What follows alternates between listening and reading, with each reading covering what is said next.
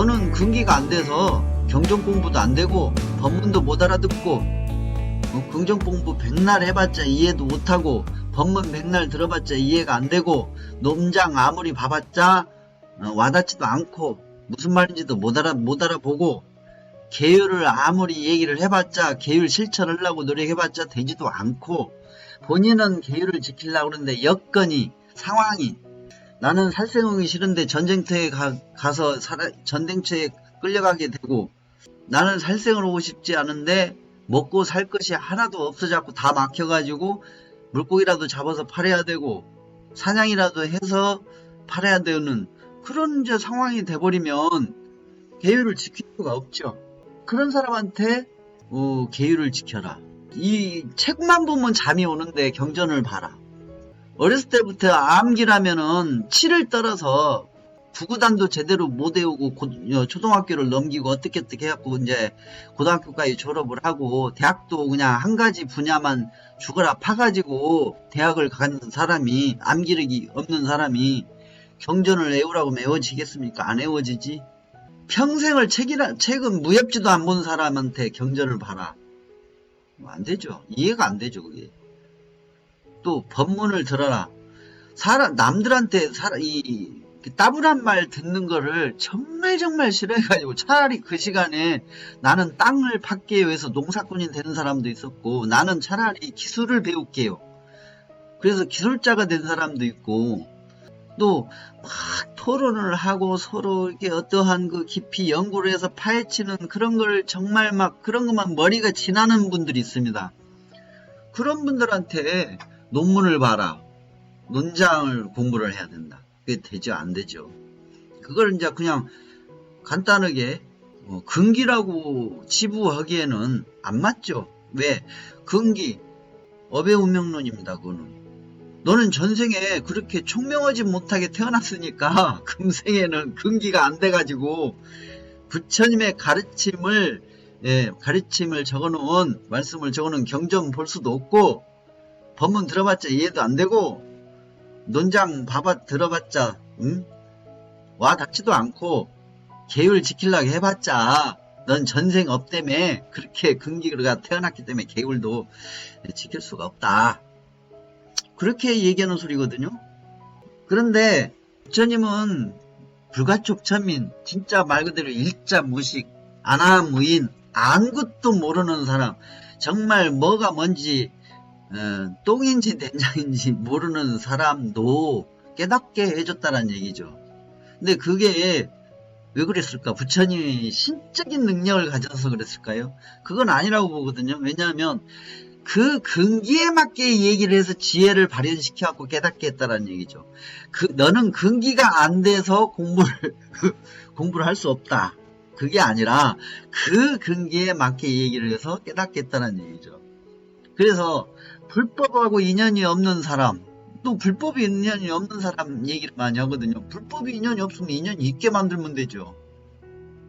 그리고 아무리 경전과 법문 계율을 하려고 해도 안 되는 사람 할 수 있게 그럼 이제 그걸 길을 열어줘야죠. 불법과 인연이 없는 사람이나 아무리 경전과 법문 계율을 하려고 실천하려고 해도 안 되는 사람한테는 이게 이제 해당이 안 돼 버립니다. 팔정도까지 갈 수가 없죠. 팔정도 수행이나 공부를 갈 수가 없습니다. 그런 사람들한테 필요한 게 바로 이제 부처님께서 가르쳐 주신 내용이 바로 십선업입니다. 십선업. 이 십선업을 실천을 하면 그냥 생활 속에서 쉽지 않습니까? 10가지밖에 안 되지 않습니까? 근데 이 10가지 안에 사실은 다 들어있죠. 남자 스님의 계율도 이 10가지 속에 다 들어있고 여자 스님의 계율도 사실은 이 10가지 속에 다 들어있습니다. 신구의 삼업이 여기에 다 들어있죠. 생활 속에서 십선업 실천을 하면 저절로 이제 지혜가 발현이 됩니다. 생활지혜죠. 이제 일명 똑똑해진다, 지혜로워진다, 판단이 좋아진다, 잘 본다, 객관적으로 잘 본다 그 얘기죠. 좀 떨어져가지고 객관적으로 잘 보고 총명해가지고 잘 소환없지 않는다 그 얘기거든요. 생활 속의 지혜라는 것은. 근데 이 팔정도를 실천을 하려면 어떻게 해야 되는가? 이미 기초가 다 깨져 있죠. 십선을 통해서 생활의 지혜를 갖추게 됐기 때문에 이미 근기가 스스로 근기를 만들었기 때문에 이제 팔정도, 도성제인 팔정도와 육바라밀을 같이 해서 실천해 갈 수 있는 기반이 다 깨져버렸죠. 처음에는 이 근기가 안 됐을 때는 무슨 말을 하는지 무슨 뜻인지 또 나는 그래도 내 나름대로 열심히 뜻도 알고 이해도 좀 해서 열심히 실천을 하겠더니 여건이 안 돼. 그랬던 사람은 복이 만들어져서 여건이 돼가지고 실천할 수 있게 됐고, 머리가 안 된 사람들은 복을 지었기 때문에 십선을 해서 지혜가 발현이 돼갖고 총명해져서 이제 머리가 기본 바탕이 이루어졌고, 그렇게 된 상태에서 이제 이 도성제 팔정도와 육바람을 실천할 수 있게 되죠. 경전 공부도 할 수 있게 되고 법문과 논장을 볼 수 있게 되고 계율의 실천을 해갈 수가 있게 되죠. 그것이 이제 딱 열매로 나오는 것이 이제 자유로운 사람, 지혜로운 사람, 행복한 사람, 깨달은 사람이 되는 거죠. 근데 깨달은 사람은 제일 나중에 이제 어렵다고들 하니까 굉장히 어렵다고 합니다. 깨달은 것은. 깨달은 사람은 아무나 하는 거 아니라고 하니까 일단 그거는 제껴놓고 행복하고 싶지 않습니까? 그러면 행복한 사람이 되고 자유롭게 살고 싶지 않습니까?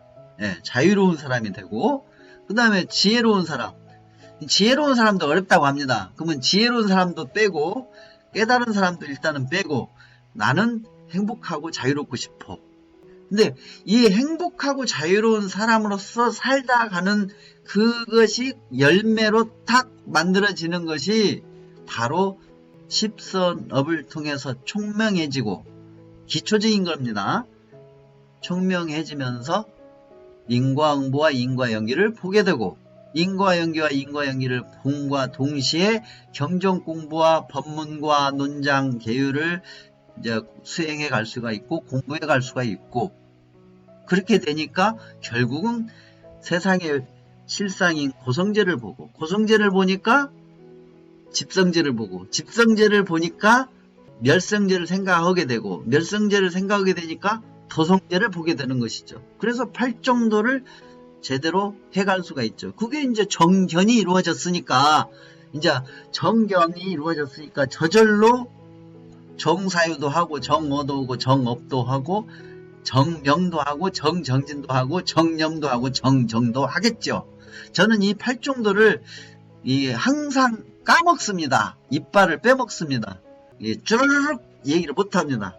이렇게 읽고는 얘기를 하는데, 그런데 정견이 어떠한 기초에서 이루어지는지, 정사유가 어떠한 기초에서 이루어지는지는 그것을 안다라는 것이죠. 어떻게 아냐? 네가 제대로 알고 있는지 모르는지 어떻게 아냐? 실천해봤지 않습니까? 세상을 봐봤지 않습니까? 인과연기, 인과응보가 어떻게 일어나는지, 세상 사람들이 어떻게 생각하고 사는지 그걸 봤지 않습니까? 그렇게 되면 어떻게 되느냐면 저절로 어떤 분이 어떠한 학문이나 어떠한 지식이나 어떠한 종교나 어떠한 철학이나 어떠한 교리나 불교 교리든 어떤 교리든 그것을 누군가가 얘기를 하면 그걸 가만히 듣고 매우 논리적이고 객관적으로 그 실상 본질을 들을 수가 있게 됩니다. 바로 이해할 수가 있게 되고, 지식적으로 애우지 못했고 지식적으로 접하지 않았다 하더라도 접하고 듣게 되면 다 들리고 다 이해가 되죠. 저절로. 근데 육도 이 중생계가 바로 실상이 아니고 허상이다. 그리고 세상은 고성제가 본질이다. 그렇게 지혜로워져서 스스로 알게 된다는 얘기예요. 스스로.